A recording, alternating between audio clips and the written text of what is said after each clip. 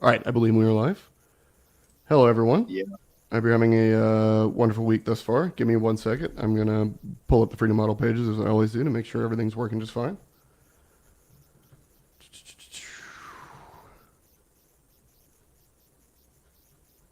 All right. Looks good on my end. I don't know if you have it up on your end. Yep, I see us right now. Okay, cool. Yeah, I don't like looking at myself talk, so I'm gonna look away from that now. All right. Hello, everyone. My name is Matthew Sparks. This is my friend and coworker Daniel Pelorge. We are private instructors here at the Freedom Model for Addictions. Um, every other week we get together and we go over questions from the community in a live Q&A fashion as we're doing right now. And we've got a few questions selected for this week to sort of go over with everyone. Before we start, if you have any sort of problem with substance abuse, or you're worried that you might have a problem, or you know someone that has a problem, please go to online.thefreedommodel.org. There you can find a subscription-based platform. It's $39.99 a month, and that comes with the book, which is sort of the foundation of our entire program. A digital version, an audio version, so you can listen to it, read it, or both simultaneously, like I know some people like to do. You also get an online curriculum, which is hours and hours of content from the founders, two of the three co-authors of the book itself. There's some additional video content in there, like the history of AA, which is absolutely fascinating, and a lot of that information you won't be able to find anywhere else, except not in any consolidated format anyway. So that's worth checking out. Additionally, we do a live Q&A with the co-founders. So if you have any questions or you're participating in the program, you can actually go speak to them directly during those live sessions. In addition to that, we get new video lessons from people like myself and Daniel and other staff members of the Freedom Model, which is just sort of additional content that's not in the book. Maybe it's pressing issues that we care about or things that people are asking about as of late. So you get a whole bunch of stuff for $39.99. It's basically everything you could possibly need from an engagement and information standpoint in order to move beyond your substance abuse problem.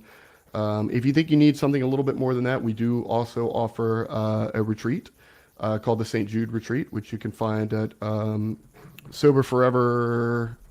Is it .com Net. or .net? .net.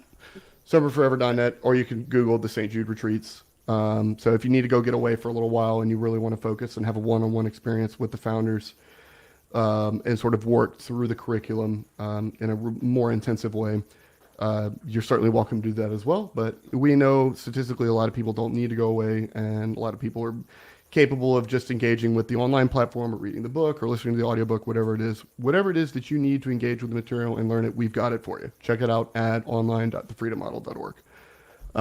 Anyway, so we'll go ahead and jump into the questions for this week. Um, Again, these are pulled from the community. We have a private Facebook group, and there's a few other places, whether it be email or private conversations, that we pull these from. So these are all from people engaging with the Freedom Model. Someone posted, I was drinking all day yesterday, and on my last couple of beers, I barely even felt a buzz. I sat there questioning why I was even doing it. The phrase, sober mind, drunk body, came to my mind. These last few weeks, I've been drinking a lot more, and it's been beating my body up. It's weird that I keep going back to it. The first few drinks make me feel good, but after that, it feels like I'm just chasing something that I could never find. There's not really a question there, but there's actually a lot of content to pull out of that. So if you want to go ahead, Daniel. Yeah. So this person has is pretty much like dispelling some of the magic surrounding substances, but obviously not all. Um, and they they mentioned that they're questioning themselves why they're even doing it, but then they give the answer within their text when they're saying the first few drinks make me feel good, right? And then it's like, and after it feels like I'm just chasing something that I can never find, and that reminds me of people that talk about like chasing the high. Like I've talked to a lot of crack users have told me pretty much the same thing, where they're like, like, oh, I keep on smoking and smoking and smoking, but it's just not working. And at the end of the day, they're chasing the idea that they have of it, right? Um, so pretty much like the bottom line is this person is willing to pay the price for the first few drinks that make them feel good, and then they're just hoping that somehow they will continue to get more feel good by taking more. you know. And I think Mark mentioned this, that he's talked to a lot of people at the retreat, that pretty much like the first 2.5 to 3 drinks is, you know, are the really enjoyable ones, and then Right. after that it kind of goes downhill. And it makes sense, right? If you're gonna have like 3 drinks and you really enjoy those 3 drinks, it's like, you know, it's logical to think that, well, 3 more, that'll like double my enjoyment, right? But at the end of the day, that's unfortunately not the case. Now, even those first few drinks, you know, that's because mainly because of the magical thinking. You know, it's this idea that it's like, oh, it's going to make me feel good. And then I start off this ritual. And then, yes, of course, doing the ritual makes me feel good. And then, you know, I come to the realization that, you know, the ritual has started, but that was that. And, you know, there's no more enjoyment after that. However, if people still believe that, you know, they can somehow um, keep on doing this stuff and get more out of it, they're just going to keep on trying for more. And that's when they end up in this place where they're like, well, why the hell am I even doing this in the first place? You know? And of course, the Recovery Society tells them, well, it's normal. You're an alcoholic. Right. You're an Okay. alcoholic. You don't have a choice. Yeah, they don't get them to like question anything. They're just like, no, it's absolutely normal that you're going to keep on drinking despite the fact that, you know, you're not getting out of it what you want, because you're an alcoholic. You know, when the bottom line is, no, they got something positive in the very beginning. You know, I've even talked to people that got pretty much like nothing out of it, except the fact that like 1 out of like 20 times they would get like that moment at the very beginning that was so enjoyable. And they would still keep on going just for that 1 out of 20 times. You know, it's like, oh, the Coke makes me so paranoid. Okay, well, you know, but then when you sit down and you talk with them, it's like, well, once in a while, you know, like I really have a good time, right? And to them, that once in a while is so important. It's so valuable that they're willing to go through all those other horrible times. That's the price they're willing to pay just to have that once in a while. That's so awesome, you know? Um, so yeah, like I said, this person pretty much like answered it when they mentioned that, you know, that they really enjoyed those first few drinks, you know, and that's very typical. Yeah, your answer's in there, man. It's it was enjoyable at one point. Maybe after, maybe there's a zone, like a spectrum in there, like he talked about, like between 2 and 4 drinks that you do actually find enjoyable. Um, but there are so many people that get stuck in this position where they start to, you know, they're at that moment where they give themselves permission to relax. I'm in this setting now, or it's time to party, it's time to chill, whatever it is they're telling themselves it's now time for. So you get the initial relief that you associate with consumption of the alcohol, and then in the past, maybe whenever you drank more, you did have a great time, but that doesn't happen in a long time. But you still overinflate the value of this experience so much that, like Daniel said, you're willing to roll the dice, even if it's a 1 out of 20, 1 out of 50, even 1 out of 100. So it's the question, I guess, that lies in there, because you already seem to be waking up a little bit as and you're sort of questioning why you're doing this stuff, is what is it about that initial experience that you've chased that you value so highly, that makes rolling the dice worth it each time? What is it that you're chasing to try to get back? Because I'd be willing to bet that a huge portion of that, if not it in its entirety, is a product of your own mind conditioning and associations that you have with alcohol. So there's not really anything that you're getting back. You're creating it. But right now, what you're doing, as you sort of said, is you're kind of just beating up your body by drinking a whole lot. Everybody knows alcohol is just absolutely awful for you. But you're aware of that. You said it in the question. But again, you're willing to roll the dice over and over again. So you have the costs over here, which is this is not good for my body. It may not be a good time, probably won't be a good time. But on the other hand, there's like a 1 out of 20 chance or whatever that I might have a great time. And that great time, for whatever reason to you, is so important or so exciting or enticing that you're willing to continue rolling the dice. So the question is, what is it that you're looking for? And can you find it only drinking 2 to 4 drinks? Can you find it drinking no drinks? Is it a complete fabrication? Those are the kind of things you want to start to ask yourself as you're coming to this realization of, wait, why am I doing this? I'm kind of just making myself feel like crap, and I'm not sure if I'm getting what I wanted out of this. So, yeah, ask yourself those questions. That's what I would do. Um,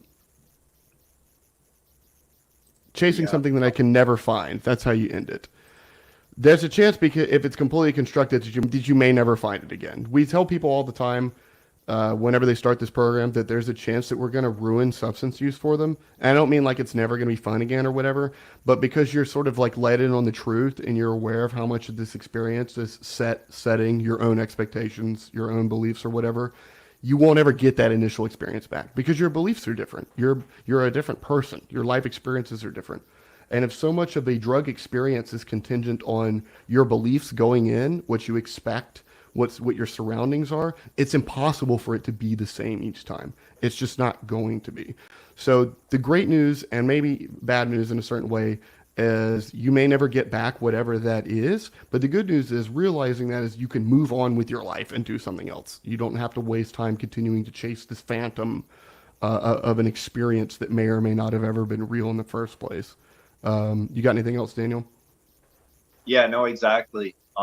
You know, the at one point they had this expectation that they would get that whatever it is, and so they were getting it, and now they've come to the realization that, you know, it's just not happening, but they still have that belief that it possibly exists, and that's a part of what's like fueling this. And like you said, you know, like, you know, we might have ruined it a little bit for you in a sense. You know, it's kind of like the Santa Claus analogy, right?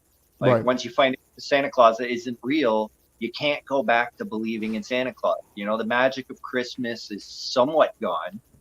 It doesn't mean that Christmas is no longer enjoyable. It's just like you're not gonna like expect, you know, gifts to just magically show up under the tree. You know, that part is gone. And so, yeah, I think it relates to that. So, you know, if this person is listening, and if you're, you know, if you do find enjoyment in those first few drinks, you know, that's fine. You know, just my girlfriend, like, you know, my girlfriend has come to the realization that alcohol does not relax her, but she still enjoys sitting down, having a drink, and relaxing. You know, like there's nothing wrong with that. Now, Right. you know, the bottom line is, you know, if you know that you're not going to get more out of it, there's no point in continuing past that point that you're enjoying, right? Because like there is nothing else after that. And so I think this person's gradually realizing that. So hopefully that cleared it up a little bit. Yeah, very rarely does it work out so that like if you take X amount, you get good feeling, but if you double X amount, you get better feeling. Like that's just normally not how it goes. Even scientific, like with your internal biochemistry, it's like you don't just double up on whatever substance you think is making you feel better, and you get more of the good feeling. That's just like we're way too complex for that to begin with, and that's just not how it goes normally. So try to do away with that if you can. But I absolutely understand chasing that because I got caught years and years ago chasing that whenever I thought that drugs had magical powers and could give me feelings that nothing else in the world could give me. Mhm. Yeah, Um, well, the expression chasing the high is like, yeah, you chasing the know, dragon, chasing the high. yeah, chasing the high is like such a classic expression because there's so many people that are doing that. You know, the magic of it is gone, and they're trying to reclaim that magic that's simply gone because it was based on expectation surrounding a new experience. Right. Now no longer a new experience, and you know their experiences around that substance have changed, and you know it's over. It's kind of like when you like in my case with hallucinogens. You know, I had this huge expectation around them that I was going to have these wild mystical experiences, and I did. But you know, today if I was to eat like a handful of magic mushrooms, I would just feel really intoxicated. I would not have another mystical experience. You know, the set and setting has been, you know, switched in my, and that's it. You know, like my mindset has changed, therefore I just can't get that anymore. You know, and that's fine. As much as it happened before, I can't expect it ever again. So All right. We'll move on to the next question, which is a short one. Do you have any tips on quitting smoking cigarettes? Why was quitting alcohol 27 years ago so much easier? And yes, I'm reading the Freedom Model book. Um, I used to smoke a lot and I quit shortly after, but go ahead and get into this. yeah, well, you know, when you're talking about tips, the bottom line is you're reading the book, so go through it. Cigarettes are like it's the same idea with all drugs, you Same know. thing. Yeah, but a lot of people seem to think that there's like zero benefits or even zero perceived benefits to smoking, Right. right? Which is ridiculous. Yeah, yeah. And I read a book a while ago, and so this person might want to read it. In one of the reviews, it says that it helped them quit smoking, actually. It's called Cigarettes Are Sublime by Richard Klein. And it was an ode to smoking, and he goes through all the history of smoking and all like all the perceived benefits and how our culture has like put it up there as being like this really incredible act. And like even I think it was Bernays. It's been a while, but yeah, even Bernays kind of like pushed that this whole idea of like smoking being manly and being an act of rebellion and so on and so forth, and just being an all around pleasurable, enjoyable activity. There's a lot of perceived benefits around smoking. Now, to the second question, well, obviously, if the quitting the alcohol was so much easier, well, that's because your perceived benefits were gone. There was just this point where you came to the realization that a life without getting drunk all the time was just going to be overall happier. You were just going to have a better life without it. And so you moved on, and if you're struggling with your smoking, obviously you haven't gotten to that point surrounding the tobacco. It's pretty straightforward, but it doesn't mean that it's not a struggle to get to that point. Like some people really wrestle with these kinds of ideas, but once it clicks, and then at that point, it's not going to be. I think smoking is one of those interesting things where smoking is both the drug that's the most quit and it's the drug that's the It least is. quit, right? Because it's the drug that's the most quit in the sense that like everybody knows someone who quit smoking because there's so many people who smoke, right? But at the same time, statistically, it's like 5 people. Yeah, I think Who it's quit like the smoking. most addictive substance on earth. Like just speaking in terms of pure stats of who's using it at a heavy level. Yeah, exactly. Like you have like I think it's 79. I forget the exact number, but it's roughly 4 out of 5 people who end up quitting smoking. But on the median quit time is about 20 years. Most people who start smoking will smoke for extended periods of time. Now, you'd say 4 out of 5 is a lot, but if you compare it to cocaine, that's 99%, right? If you compare that to meth, that's like 96%, right? That's like 19 out of 20. That's a Right. lot more than 4 out of 5, right? But at the same time, everyone knows someone who quit smoking. So that just gives you an idea of how many people are out there smoking. Um, but yeah, when it comes to that, I think there's a lot to be learned around this whole idea of like addiction, alcoholism, whatever you want to call it, and smoking, right? Because like when people stop smoking, you call them like ex-smokers, right? But if you were to say, "Oh, I'm an ex-addict," people are gonna really look at you funny, right? Like because we have this cultural idea that like addiction is somehow this powerful force that never leaves the person, and once an addict, always an addict, and it's going to keep on going forever. And unfortunately, that's switching over to smoking at this point, and they are doing all these weird replacement theories, like like this idea that you have to have patches and gum and blah blah blah. But those things have nothing to do with the ritual of smoking. Like if nicotine had anything to do with it, like truly, you wouldn't be able to sleep at night because when you go to bed and you wake up in the morning, you've been in withdrawal for like quite some time already, you know. But the bottom line is, people just go to sleep, or like, smokers would never be able to take an airplane ever because you're not allowed to smoke on the airplane. But they just stop for whatever time. So it has a lot more to do with the ritual and the perceived benefits around smoking.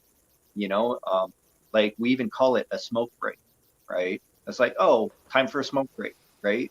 Like even if you go to a meeting or whatever, they have these moments where they pause everything for the smoking, right? So yeah, we're so used to it. And so society looks at smoking like so differently from all these other drugs. But the truth is, you got a lot more people that get a lot more damaged from the smoking, and a lot less people quit. When you look at it on a per case basis.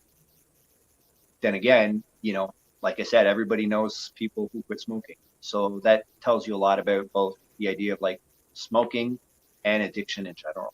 Um, I think Stanton Peele made a really good case when he brought it up with all those different smoking questions and how that relates to Right. how addiction.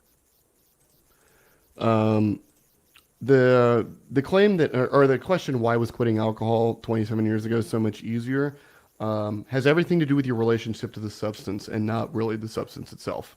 Like Daniel said, oftentimes what happens with stuff like alcohol is the idea that your life is going to be much happier reducing or without it becomes more apparent way faster because consequences and health issues and other things can mount in a more visible way with drinking, whether that be DUIs or other people seeing you drunk or whatever it is. So the idea that like, oh, well, maybe I shouldn't do this because I'll be happier if I don't have all these problems associated to being drunk. That can surface a lot more quickly than I need to quit smoking. Smoking, while it is absolutely terrible for you, has this weird, especially in recovery world, has this really weird level of acceptance. Like I remember being mad years and years ago. I got a job working at a kitchen and bar backing in a restaurant, and I didn't smoke at the time.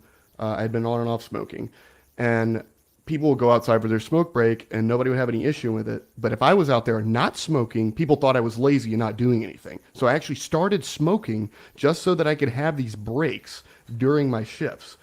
And suddenly I needed to smoke to have a break. It was associated with me taking a break from work, etc. Like our relationship societally with cigarettes and nicotine in general is really weird.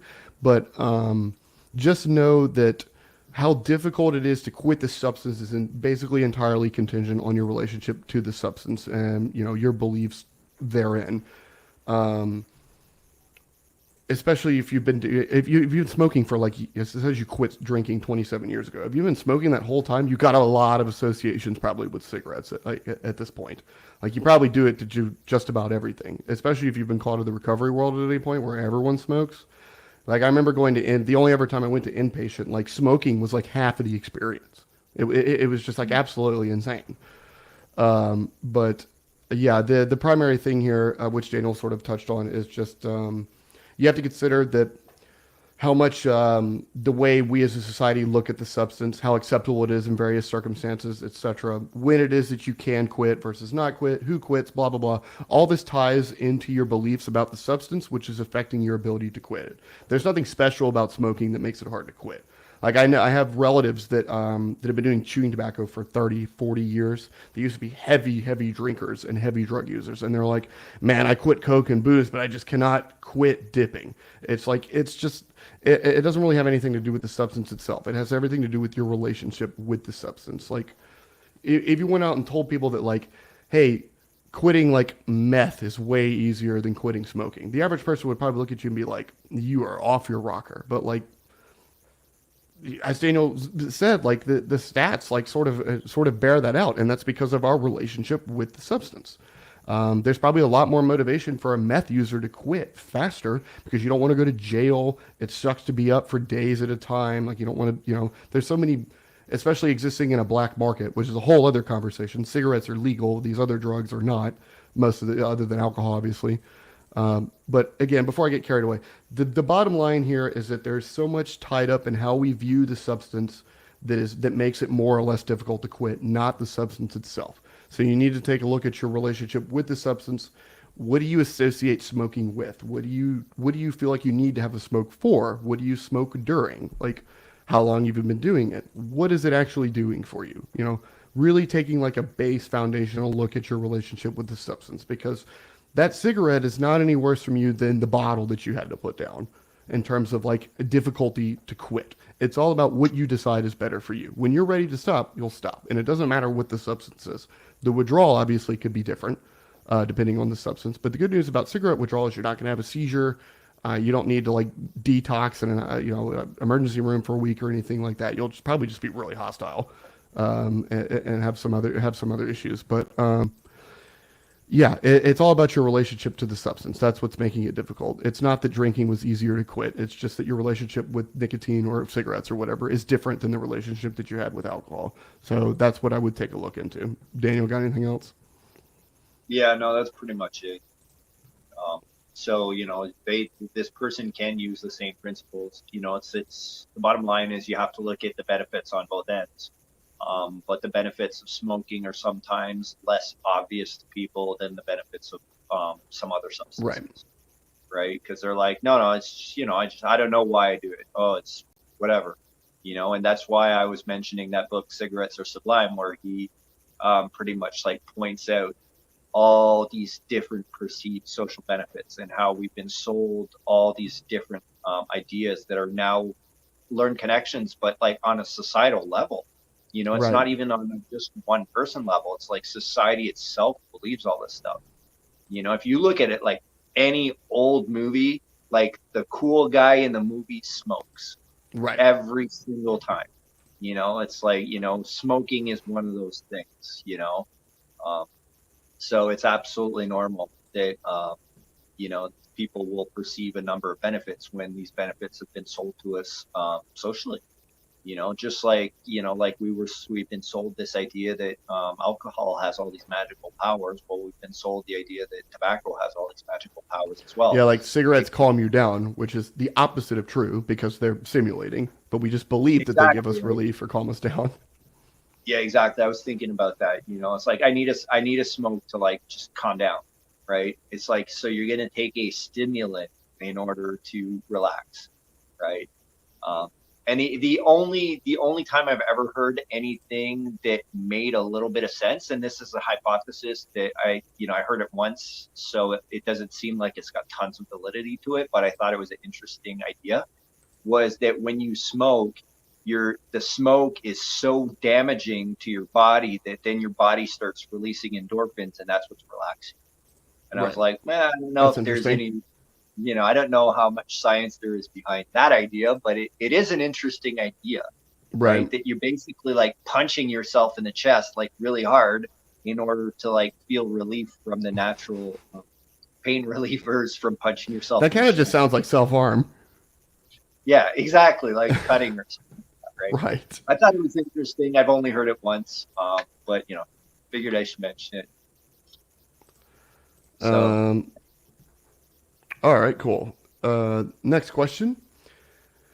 How amazing it is to wake up day after day and feel truly happy. Nothing has significantly changed in my life except my outlook and understanding. I still have the same problems. I still have the same occasional boredom. I still have a challenging marriage, and yet I'm happier than I've ever been. Why? Because I've decided that I no longer have to live in recovery. I am just living now. I have realized that I'm normal and I create my own happiness. All I can say is wow. Not necessarily a question, but definitely something worth getting into because I love talking about these kind of things. yeah, Because exactly. as I talked to Daniel before this started, we sort of have it. It's almost, I don't want to call it a problem, but it's like an inherent problem where the goal of the freedom model is to move on with your life. So a lot of people get better, and then we don't, like people in the group or online don't hear from them again because they've just moved on with their lives. So we always really appreciate it whenever somebody comes back to talk about, how much better their life has gotten, how much better they're feeling. Anyway, go ahead, Daniel.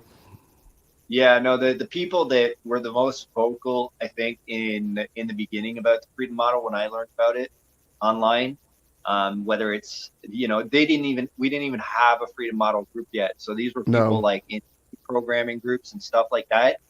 You don't even hear about these people anymore. They've just literally moved on. They moved on I from think it's just the me and you. whole idea. Even the deprogramming groups, they've just left them. They've just moved on. Right. Um, but Which is this great. is, yeah, this person is pointing out that, yeah, that recovery is hard work, right? Like I remember, and I'm talking like almost 20 years ago, I had a friend who she'd done recovery for 2 years, right? And like intense, where it's like I have to be perfect and I always have to do everything right. And then she relapsed, but she didn't screw up her life, right? She just went out on a bender one night and then she was fine after that.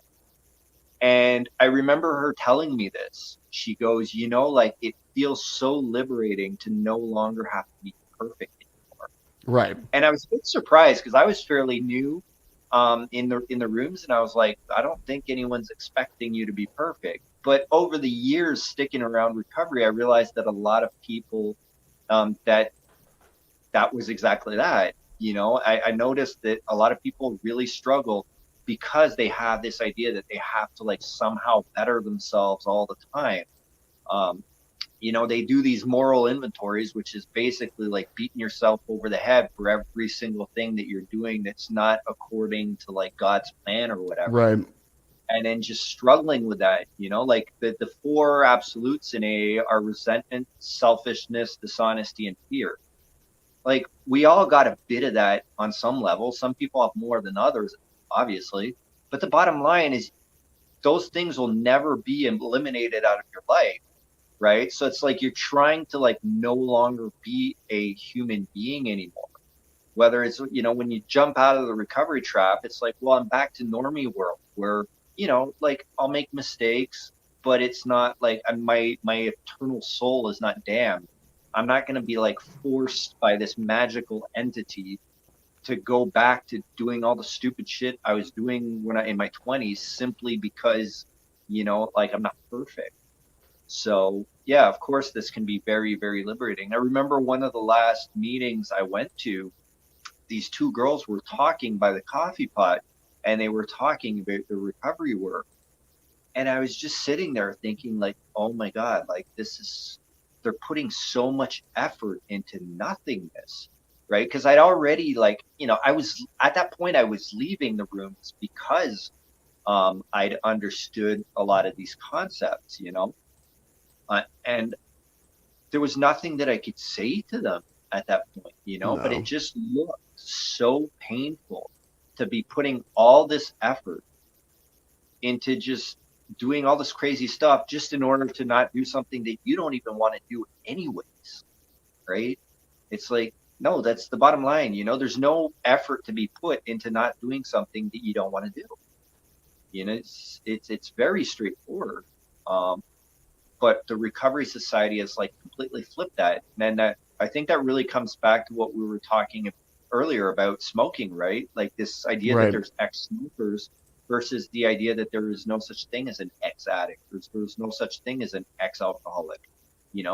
Even if you say that you're a recovered alcoholic, that like first off, a bunch of recovery people, their hats will just flip right off, right? Like their heads will explode when you say that you're recovered, right? No, no, no, no, no. You're in recovery forever for the rest of your life, right?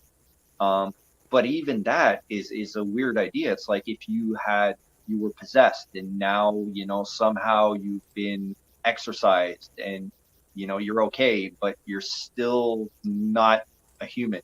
You're still like some sort of ex-human or subhuman that's been exorcised. Therefore, the devil's not controlling them.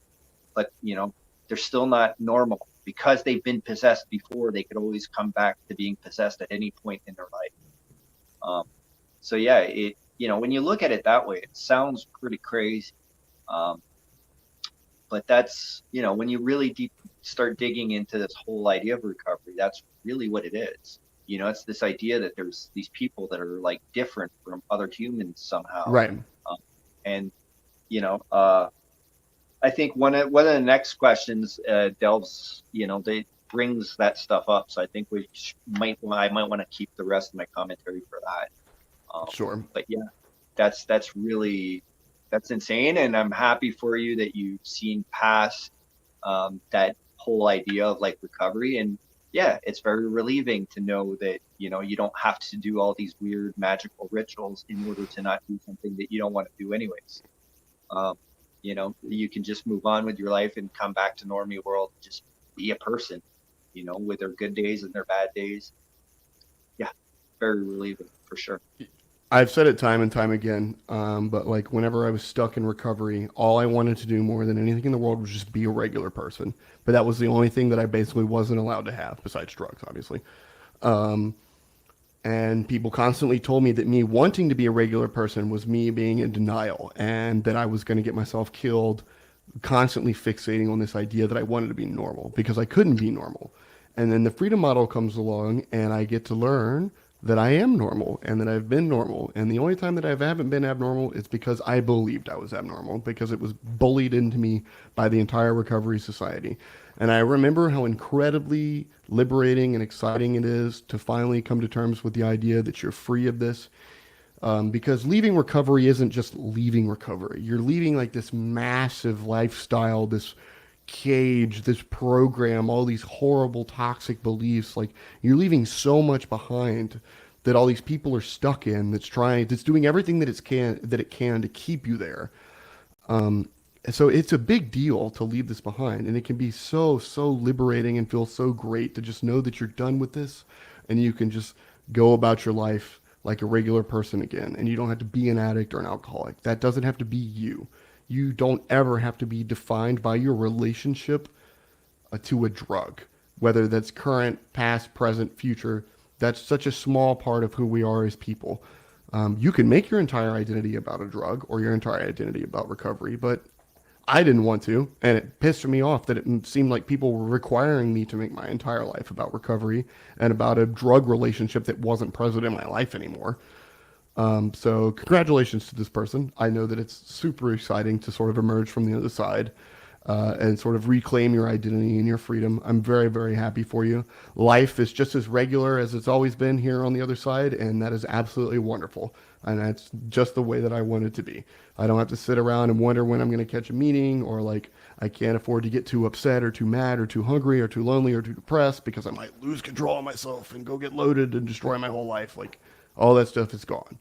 You know, I have regular problems now, and I'd rather have my regular problems than my created recovery program problems. So welcome to Normieville. Things are wonderful here. Or at least they're better than over there, I would say, pretty confidently.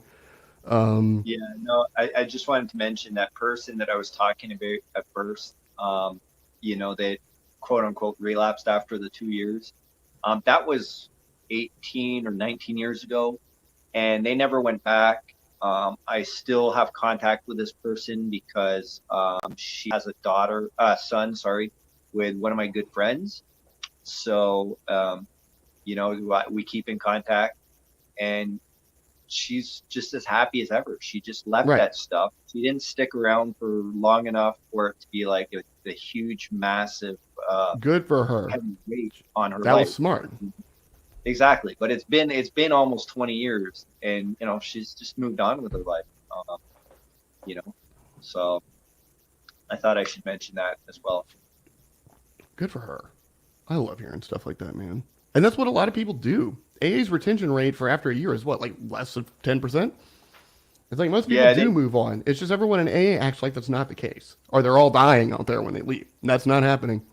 We know it's not. We know with 100% certainty that that's not happening. So don't let anyone try to tell you otherwise. Exactly. And when you're stuck in the cult, the first idea is to delete out in your mind all the people that are not going back to being full-fledged like messes in their life. I've seen so many over the years, but the ones that I remembered the most vividly when I was in there was the ones who were struggling, and then a lot of them would come back, and it's like, but the Recovery Society dismisses all the ones that don't come back with, they weren't a real alcoholic or they weren't a real addict, so they don't count somehow, even though they are the vast majority. So, yeah, they're the real minority here. Yeah. All right. Getting into the next one, which I think you might have said was partially related. Excuse me. It's official. I'm abstinent from alcohol. I know that I'm going to have some withdrawals, but nothing too serious. I drink to numb my brain and my body, but my mind is dissatisfied because the sensation does not bring about the results that I want from drinking. I also believe that I have a license to misbehave, and I end up calling and texting people and being a depressive ass. I'm finally willing to create a better life for myself. Thank you for your support. It really helps to know that happiness is possible if you want it. Thank you for being here. We appreciate your engagements, as always. Daniel, go ahead. Yeah, no, this is more like one of those, like, I thought we should just congratulate this person that she brought up a lot of questions over time. And, if you're a member of the group,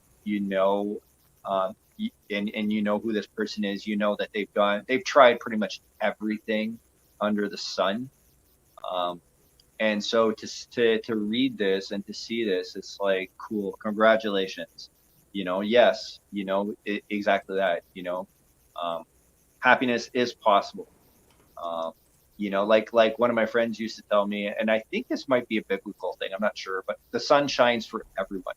Like no matter how much you believe that you don't deserve this or don't deserve that or blah, blah, blah, especially when it comes to happiness, the bottom line is that the sun shines for everyone equally. Whether we're a quote unquote good person or quote unquote bad person, you can really find like that happiness that you're seeking. So yeah, like I said, this person, I've noticed that they've struggled a lot. They've brought up a lot of questions, a lot of comments, a lot of yeah buts, and they've tried literally everything I've ever heard of. Right. And like the like Mark says, like it's crystallizing, right? All these concepts were in this person's mind. They cut down. They were still struggling to some extent, and now all the ideas are cementing into place. And it's like, you know what? Yeah, okay. I'm really gonna jump in head first into this, see what's up. And I really believe that I can have like a much better life without this. And I'm already feeling happy. So when I read this kind of stuff, it's like my first thought is like, congratulations. Because it's exactly that. You can move past this and you can have such a better life without it. And I think that's where a lot of people struggle.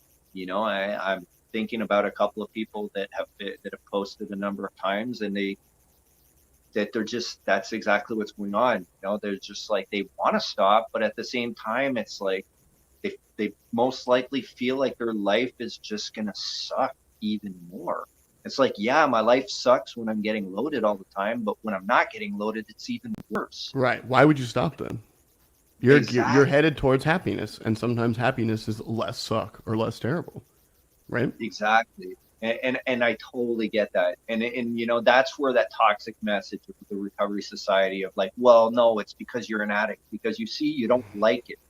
But when you sit down and you look at like what's a preference, right? Like, and this is something I think I'm going to be bringing up in my next what we learned this week's lesson. It's this whole idea of preference, because like if you ask me, what do you prefer, right? To pay taxes or to go to jail? Well, chances are the person's going to prefer to pay taxes, Right. right?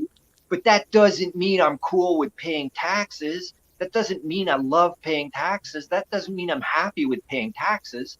It just means I'm happier being outside in the real world, walking around, than stuck in a cell, right? It's got nothing to do with like me liking taxes, right? And that's where a lot of people, I think they don't necessarily understand what we're talking about when we're talking about preference, right? Preferences doesn't mean like, oh, this is like necessarily the best thing in the world. Like when someone talks about like, I've talked to a lot of people when they're about heroin, for example, where they'll tell you stuff like, well, that's what makes me feel normal, right? I don't feel normal when I don't take it. Well, yeah, so you prefer feeling normal, right? Like you prefer that. It doesn't mean you necessarily enjoy that to the point of screwing everything up. It's just the alternative is so horrible to you that of course you're going to choose that. It just makes absolute sense. It doesn't have to be about like euphoria or about this about pleasure, right? It's not necessarily what things are about. you know it's just about like which one makes more sense to me as a person, which one am I better off with, which one do I think, which option do I think is going to be better for me in my life, right? Even if both those options suck, or if you look at politics, more often than not, when you got options between two different politicians, you probably don't agree with both of them, but you definitely think that there's one that's better than the other. Right. And that's when people vote. There's a lot of people, they'll vote for someone that they don't like what is this person's platform, but they're like, yeah, but I don't want the other guy to win. That'll be even worse. So yeah, that's what we're talking about when we talk about preference. I think Daniel mostly covered it. I also wanted to say congratulations to this person. Obviously, we don't preach any level of substance use here, but if your goal is abstinence and you've now achieved it, and you're taking an examination of your life and sort of what it is that you've been doing and what it is that you believe, we absolutely support that and think that's a great thing to do. Most of the people here did, as in most of the people that work for the Freedom Model, including the founders, myself, Daniel, went through periods of abstinence, some much longer than others, but periods of abstinence nonetheless, before they decided, before they made any decisions about, what their drug use was going to look like, whether they were going to drink or what it was that they were going to do, whether or not they were going to remain abstinent. And sometimes, even if you're not sure about maintaining abstinence, having that clarity for a period of time can offer a lot of insight about your relationship to the substance and what it's actually doing for you. So we definitely support anyone that decides to take a minute to sort of settle down and create some distance between themselves and the drug to sort of figure out exactly what's going on in the relationship there and how it's affecting them and what their beliefs are and why they think they need it. We definitely support that. And most of the time that turns out to be a good idea. I know that the time that I spent abstinent, I needed because I was so obsessed with learning the truth about addiction and rebuilding my life and figuring out what I was going to do with school and my career and all these other things that like I just couldn't afford to have other distractions. And I really, really capitalized on that clarity to sort of push myself in a new direction before I ever decided to like have a beer again or anything like that. So congrats to this person. Keep on moving forward. We always appreciate your input and we're very happy to have you around. Got anything else, Daniel? We got one more. Yeah. No, actually, I think we jumped one. Uh, We were talking oh about yeah, sorry, program. we did jump one. Sorry, we got two left. That's okay. They're sort of.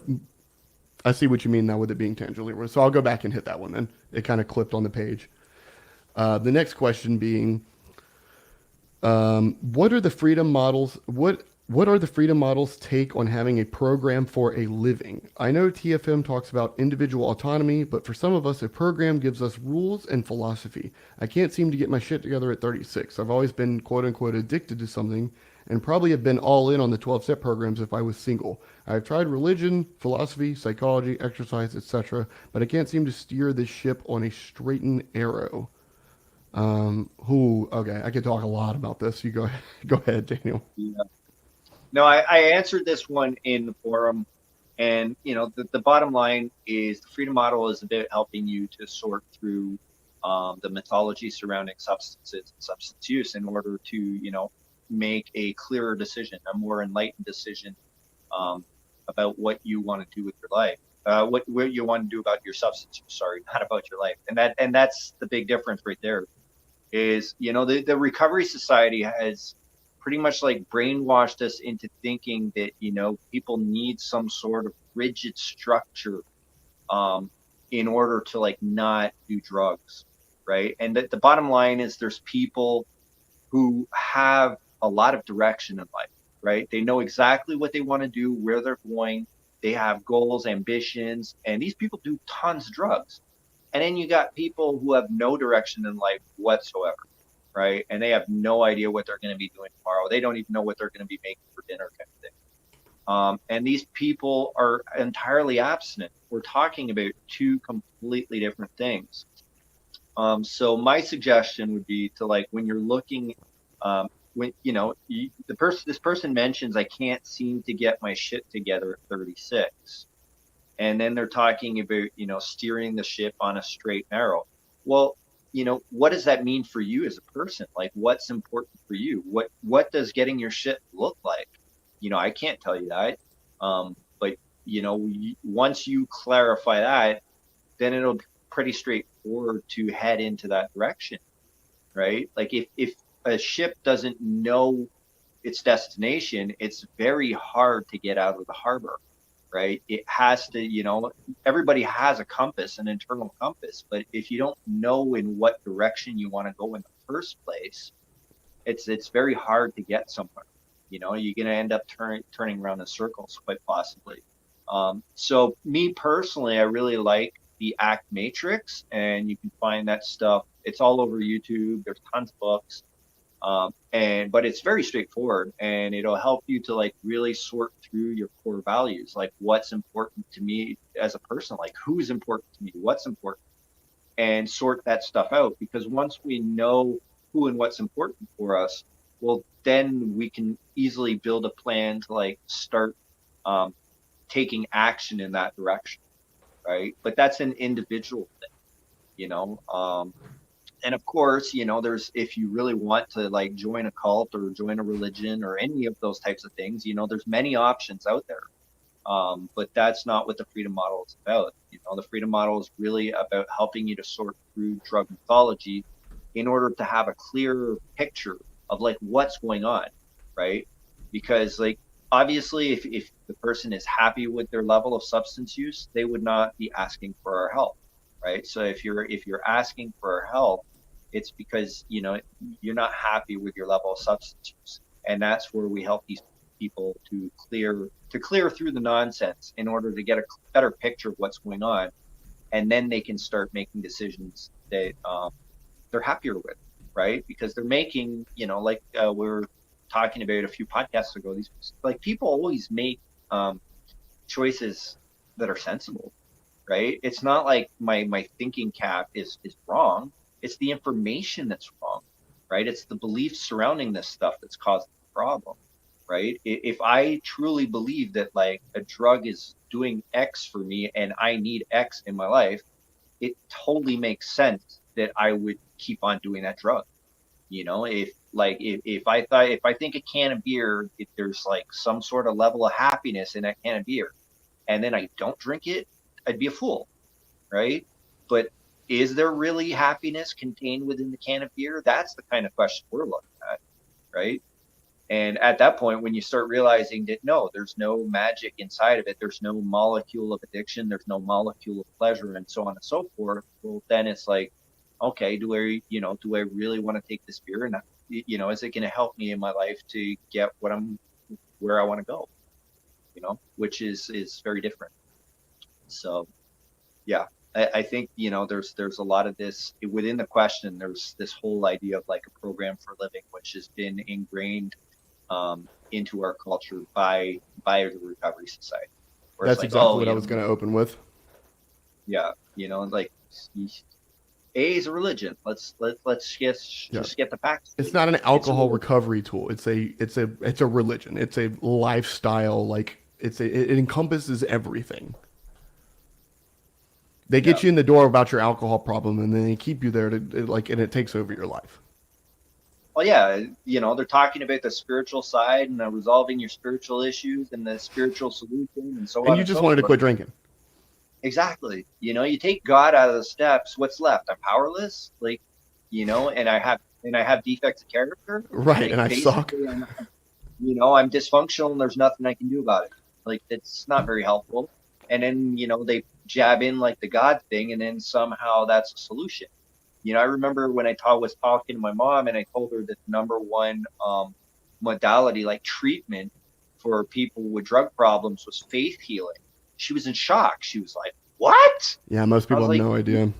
Yeah, I was like, that's pretty much it. You know, like even people that are non AA, you know, if you tell them that spirituality has nothing to do with substance use, they give you funny looks, or they'll laugh at you, or they'll scream at you. It's like, no, you don't get it. It's got nothing to do with it. Like absolutely nothing.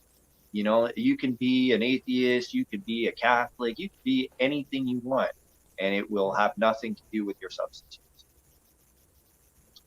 So, anyways, yeah. I'll let you go on that. That's a lot of it. Just like Daniel said, there's we've had this idea embedded into our minds that like feeling like you need purpose or you're missing something in your life is inherently associated with having like a problematic relationship to substances or being an addict or an alcoholic. And that's an association that AA has created. It's not a real one. Just because you use drugs heavily has nothing to do with whether or not you are fulfilled or you have purpose or you have a moral compass or anything like that. And the freedom model is not a cult or something that's going to encompass and envelop your entire lifestyle and control your decision making. We don't give out sponsors or life coaches or recovery coaches to help you make decisions about non-substance related stuff. We are here to parse through all of the misinformation about your relationship with drugs and help you obtain happiness in relationship to that.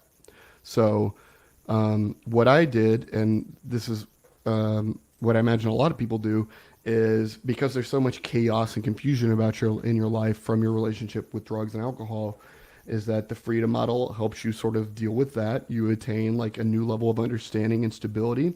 And then with this clear-headedness and the stability that I now had, and this is many years ago, I was able to figure out who I was and where I was going and what I wanted to do. And I was able to try different things, different career paths, study different things in school. The freedom model allowed me to do those things because I wasn't caught up in fighting recovery or a relationship to a drug or an imaginary war in my head with a lifeless substance. But it didn't tell me what to study in school or which career to pick. It didn't give me a personal philosophy for life.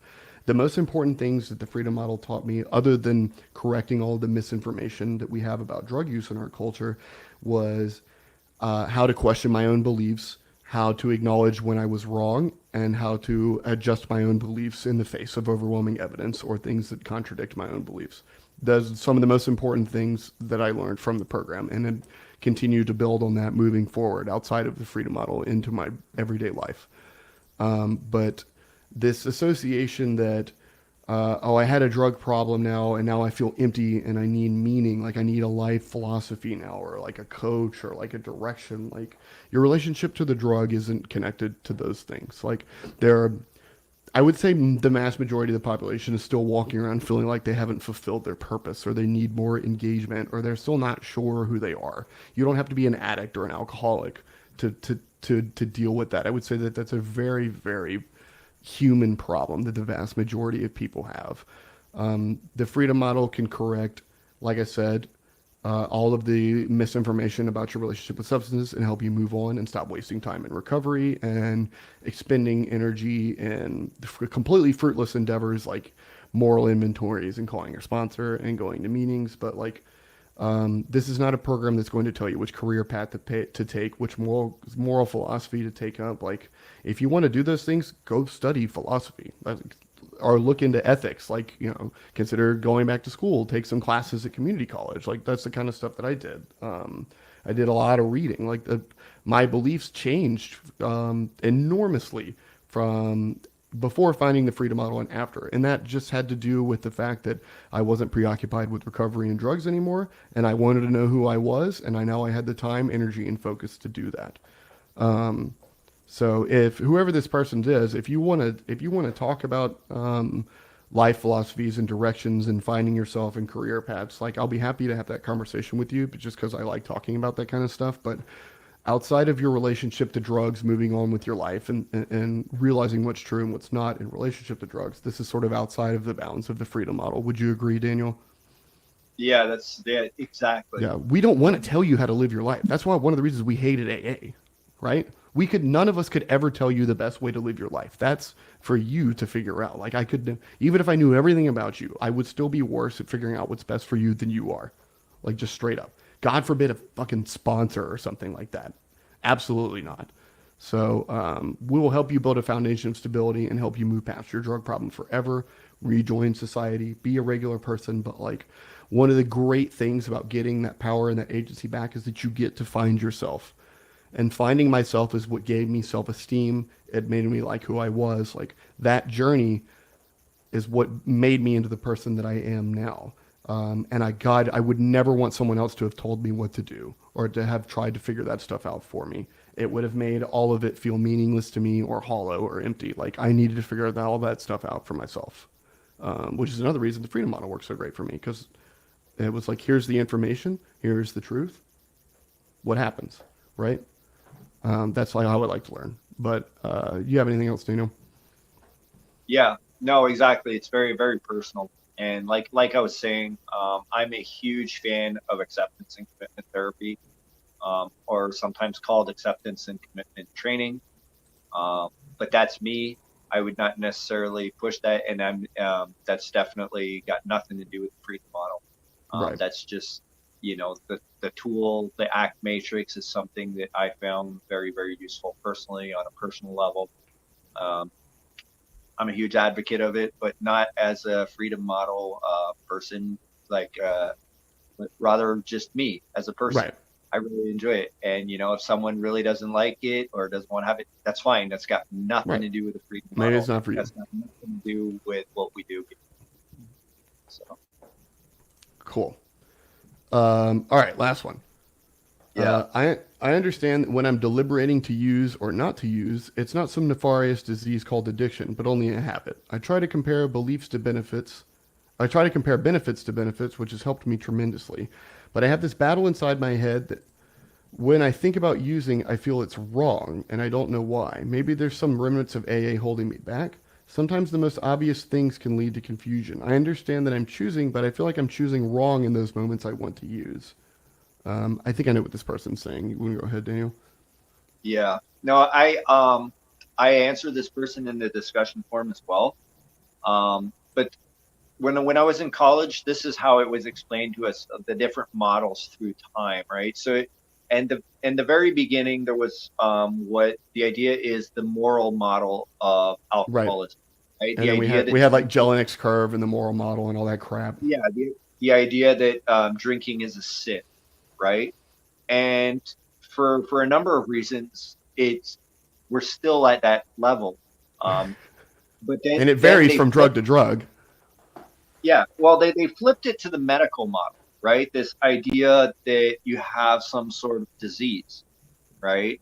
And that there's something different about you. But at the end of the day, the treatment for the disease is a moral inventory, right? So you're looking at like being a selfish, sinful person. So it's just like you took the moral model and you put it in the microwave, you warmed it up a little bit.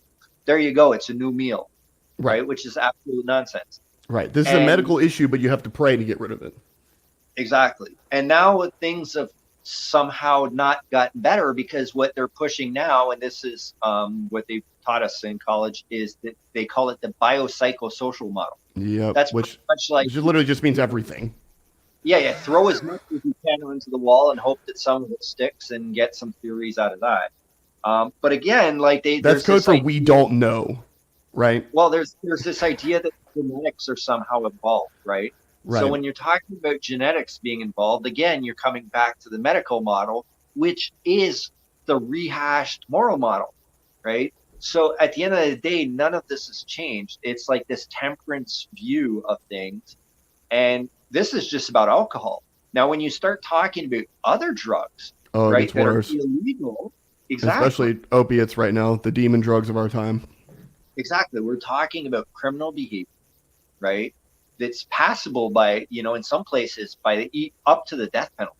Like there's still places in the world where you can get the death penalty for being a drug user, Yep. right? That's how bad it's considered, right? So you're looking at this good versus bad.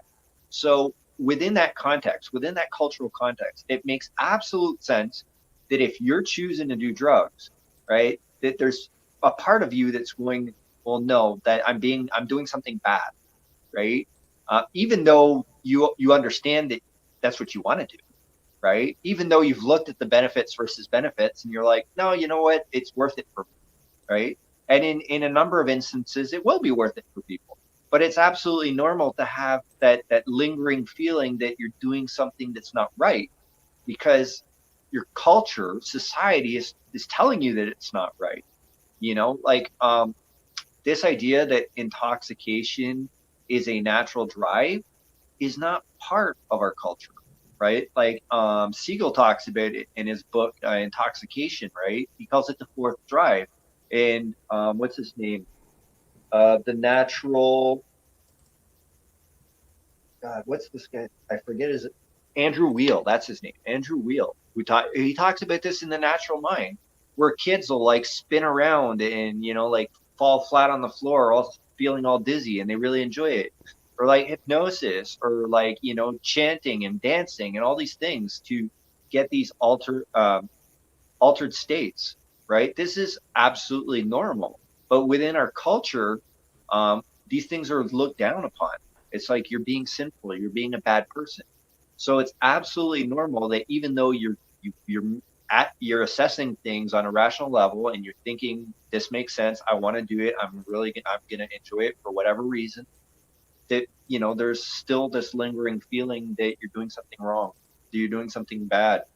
It's kind of like I remember a number of times over the years when I was in the recovery stuff, I'd end up mentioning to people, like they'd offer me a beer or something. I'd be like, no, thanks. I don't drink. And they're like, oh, you're in recovery or something. And I'd be like, yeah. And they're, oh, congratulations. Like that somehow elevates your status. Like you're a better person for it.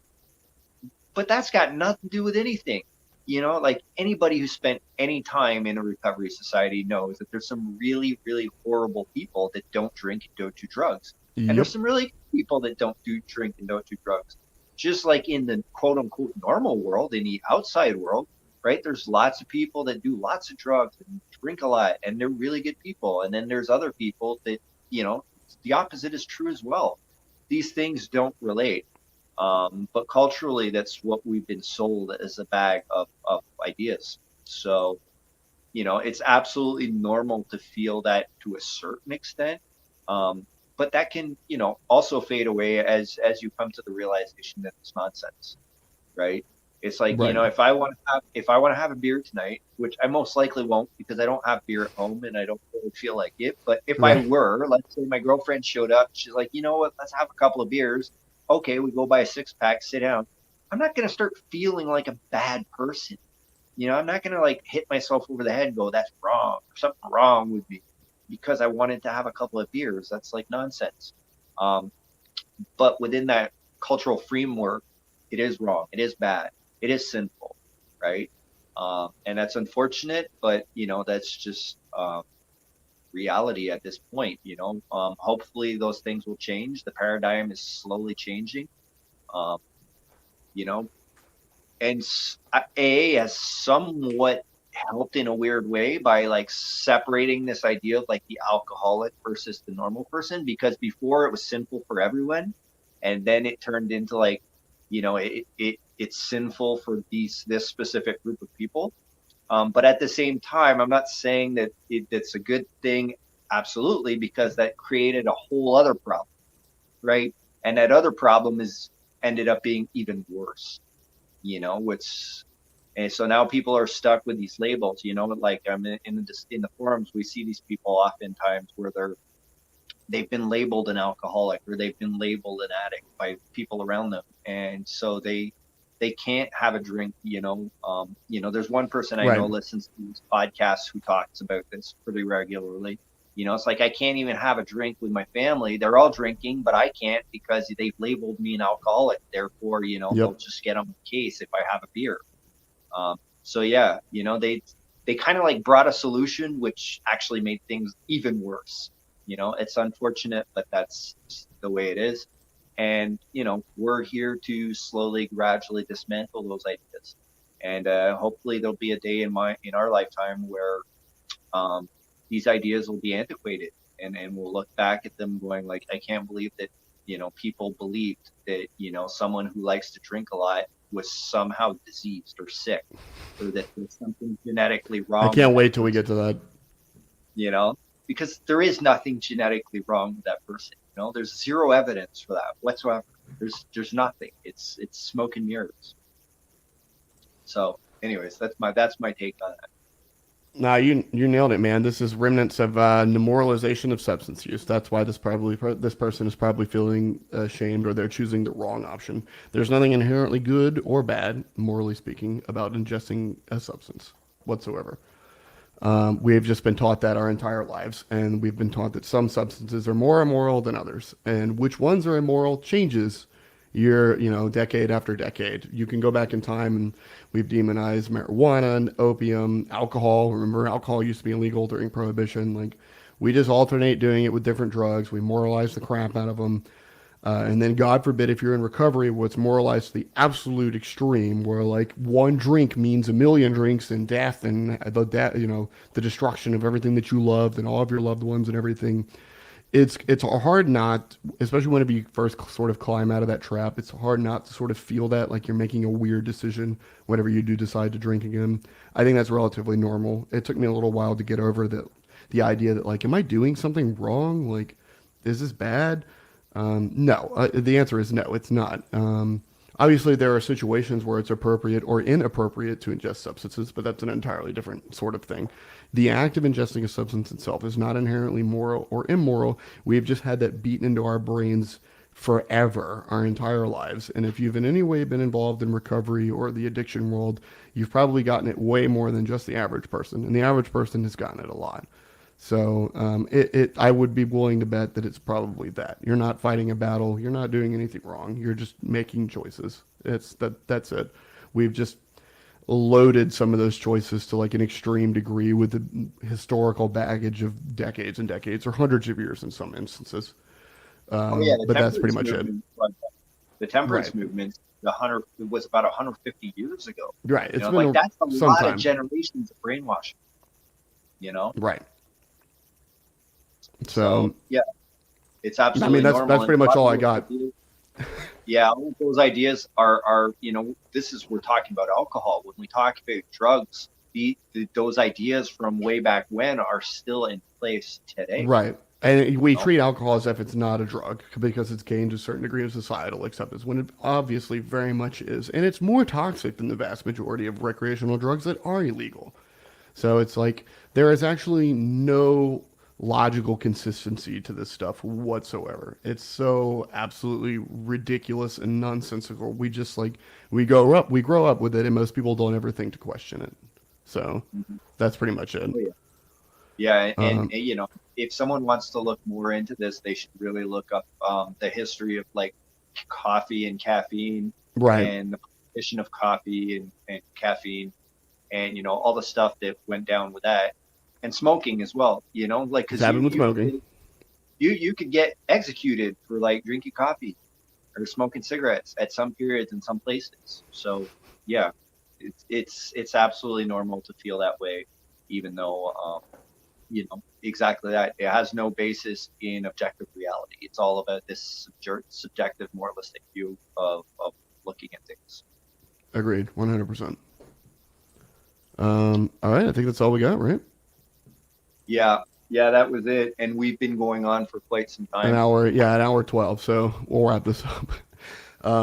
Thanks everybody for your questions and for your participation, your engagement. Hello to everyone in the comments that commented. It's good to see you guys here. Thank you for listening. Again, if you or someone you know has any problems with substances whatsoever, check us out at thefreedommodel.org. Check out our subscription-based platform, online.thefreedommodel.org, which contains our book, the audiobook, the online curriculum, the live sessions with the founders, new video lessons from people like myself, Daniel, and other members of the team, and much more. You get a newsletter and other things like that. Got to be the best bang for your buck in terms of accumulating all the information necessary to move on from your drug problem forever. No meetings, no calling yourself an addict. Don't have to do recovery, no moral inventory, no sponsor, none of that silliness. Just moving on with your life and being a regular person, which is all I wanted for years. So I'm glad that we're able to give this back to other people. And you get all this content for only $40 a month, which is just absolutely insane. Considering 30 days of inpatient treatment is normally $1,000 a day or something. That's how much mine was. Something absolutely absurd like that. So yeah, check us out online.thefreedommodel.org. Daniel and I's email addresses are below our heads right here. If you have any questions for us, you can email us. If not, you can also private message us on Facebook. We're in the Facebook group, normally commenting on people's questions and just making comments in general. We're easy to get a hold of if you need us or have any questions. Anything else, Daniel? Yeah, no, exactly that. If you got any questions that you'd like us to address, just bring them to the discussion forum or email them to us, and we'll do our very best Absolutely. to do them.